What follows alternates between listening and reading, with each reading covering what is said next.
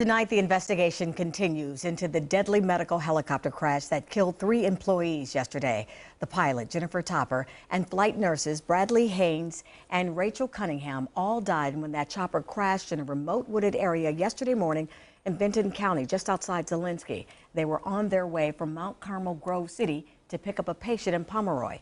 NBC4's Danielle Abitable has been following this story, and she joins us now in the studio with more after spending the day talking to investigators. Danielle. Yeah, and about an hour ago, I got this statement from a competing helicopter ambulance stating that their pilot refused to take the call to fly out Tuesday because of weather conditions.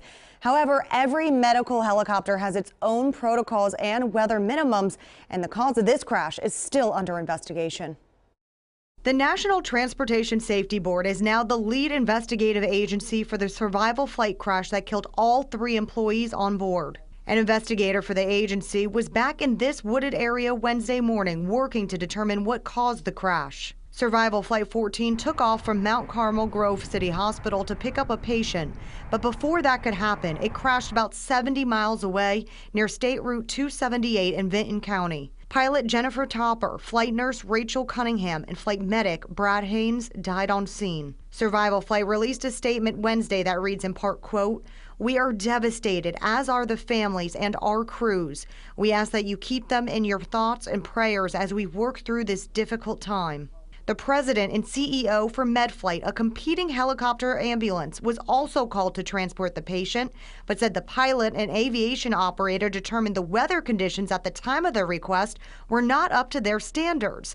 However, each medical helicopter has its own protocols about flying in different weather conditions. I reached out to the Federal Aviation Administration and was told that the tail number for Survival Flight 14 was N191SF.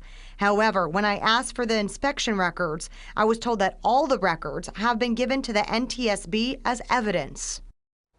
And a spokesperson for the NTSB told me that investigations involving fatalities can take up to 2 years to complete.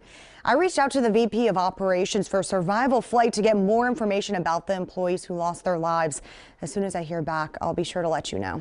And Danielle, I know it could take several years for a firm, conclusive answer, but we could learn something in as early as a few weeks, right? We could. The NTSB said that they usually issue a preliminary report within a few weeks of completing their field work. So as soon as we get that, we'll be sure to let you guys know. All right. Thank you so much, Danielle. Appreciate it.